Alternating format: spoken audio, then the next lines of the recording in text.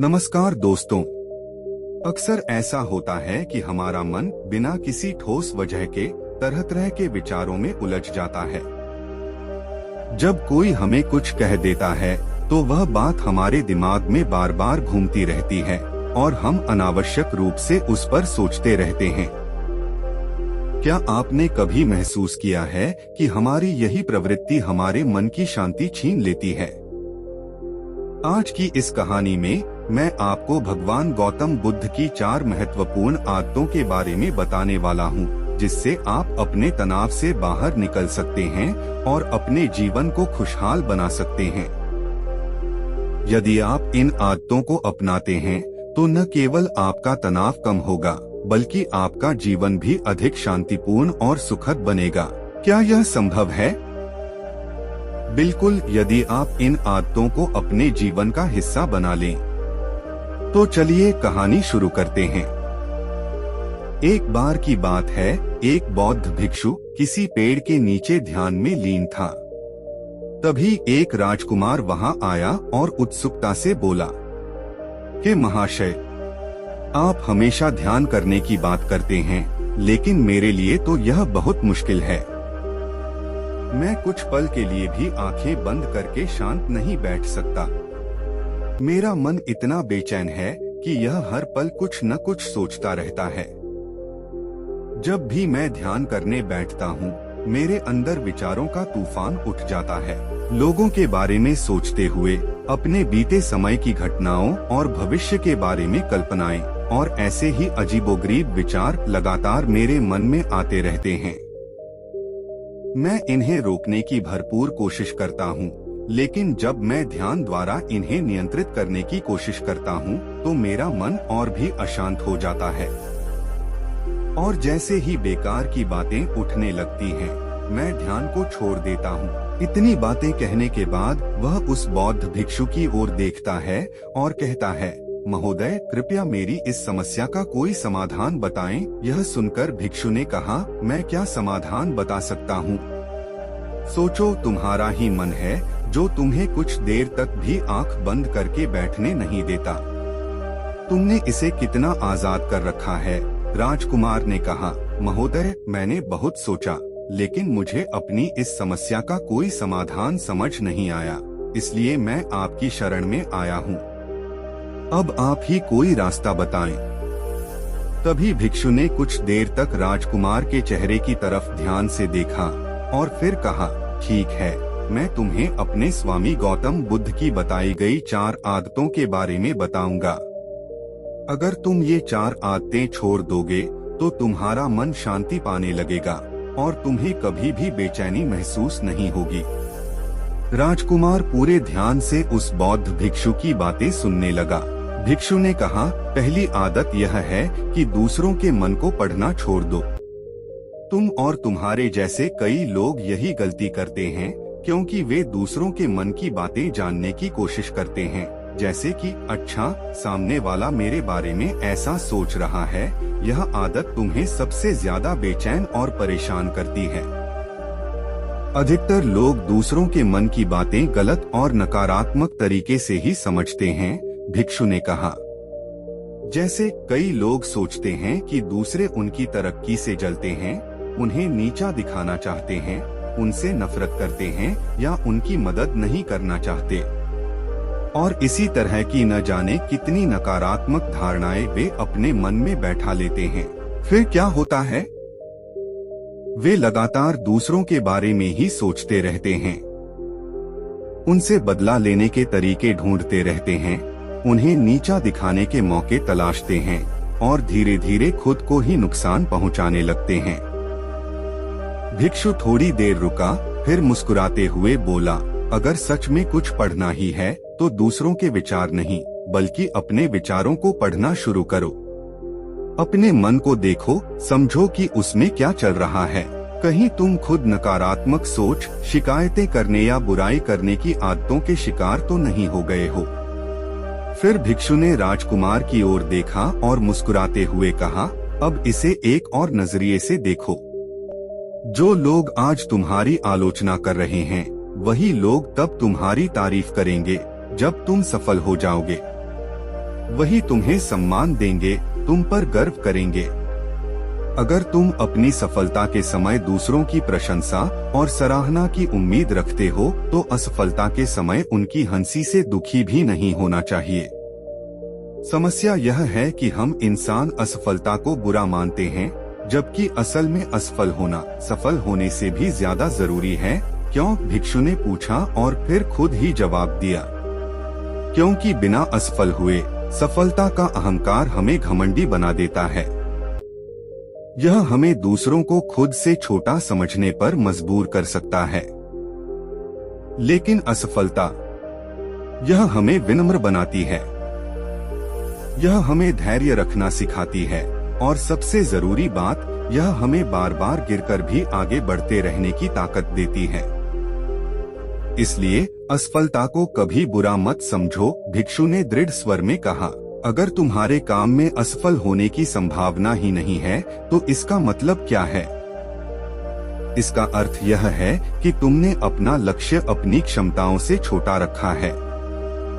और अगर लोग तुम पर हंस नहीं रहे, तुम्हें ताने नहीं मार रहे, तुम्हारी बुराई नहीं कर रहे, तो समझ लो तुम अंदर से मरे हुए हो। इसका मतलब यह है कि तुम अपनी मानसिक सीमाओं से बाहर जाकर कुछ नया करने का प्रयास ही नहीं कर रहे हो। क्योंकि असफल वही होता है जो कुछ अलग, कुछ नया करने का प्रयास करता है। और एक बात हमेशा याद रखना, अगर तुम्हारे अंदर असफल होने का साहस नहीं है तो तुम कभी भी कोई बड़ा लक्ष्य हासिल नहीं कर पाओगे। इसलिए असफलता से मत डरो और लोगों की हंसी से भी नहीं। भिक्षु ने थोड़ी देर रुककर राजकुमार की आंखों में देखा और फिर कहा, अब मैं तुम्हें तीसरी आदत के बारे में बताता हूँ। बेवजह समय बर्बाद करना छोड़ दो। लोग सोचते हैं कि वे समय काट रहे हैं, लेकिन सच तो यह है कि समय उन्हें काट रहा है। जानते हो अधिकतर लोग अपना समय व्यर्थ क्यों करते हैं? भिक्षु ने गहरी सांस ली और फिर कहा, समय बर्बाद करने का सबसे बड़ा कारण क्या है? यह कि लोगों को लगता है उनके पास बहुत समय है। लेकिन क्या यह सच है? नहीं, भिक्षु ने सिर हिलाते हुए कहा। उनसे पहले जो लोग इस दुनिया में आए थे, उन्हें भी यही लगता था कि उनके पास बहुत समय है। लेकिन क्या हुआ? वे यह समझ ही नहीं पाए कि कब समय बीत गया और कब उनका बुलावा आ गया। और जब तक उन्हें अपनी गलती का एहसास हुआ, तब तक बहुत देर हो चुकी थी। समय उनके हाथों से रेत की तरह फिसल चुका था और उनके पास सिर्फ पछतावा बचा था कि उन्होंने अपना पूरा जीवन व्यर्थ के कामों में बर्बाद कर दिया। बिना खुद को जाने, बिना इस जीवन की सच्चाई को समझे वे चले गए। इसलिए जब तक यह जीवन तुम्हारे पास है, इसे अच्छे कामों में लगा। खुद को जानने में, दूसरों की मदद करने में, लोगों को सही राह दिखाने में और मानवता के कल्याण में। भिक्षु ने राजकुमार की ओर देखा और कहा, एक और बात याद रखना, समय को बर्बाद करने से आज तक किसी को सच्ची खुशी नहीं मिली है। हाँ, यह सच है कि समय काटने से तुम्हें एक क्षण के लिए खुशी महसूस हो सकती है, भिक्षु ने कहा, लेकिन यह खुशी असली नहीं होती। जब तुम्हें होश आता है और तुम देखते हो कि कितना सारा समय बर्बाद हो चुका है, तब क्या होता है? तुम खुद पर क्रोधित होते हो, तुम्हें पछतावा होता है और फिर यही पछतावा धीरे धीरे तुम्हें अंदर से उदास करने लगता है। यह एक अंधीन चक्र बन जाता है जिसकी शुरुआत सिर्फ समय काटने से हुई थी। इसलिए समय को काटना बंद करो और वही करना शुरू करो जो सच में जरूरी है। भिक्षु ने थोड़ा रुककर गहरी सांस ली और फिर आगे कहा, अब मैं तुम्हें चौथी आदत के बारे में बताने जा रहा हूँ। यह सोचना छोड़ दो कि अगर दूसरे नहीं कर पाए तो तुम भी नहीं कर सकते।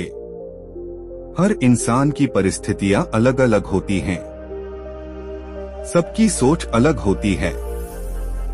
और क्या हुआ अगर बाकी लोग असफल हो गए? इसका यह मतलब तो नहीं कि तुम भी असफल हो जाओगे।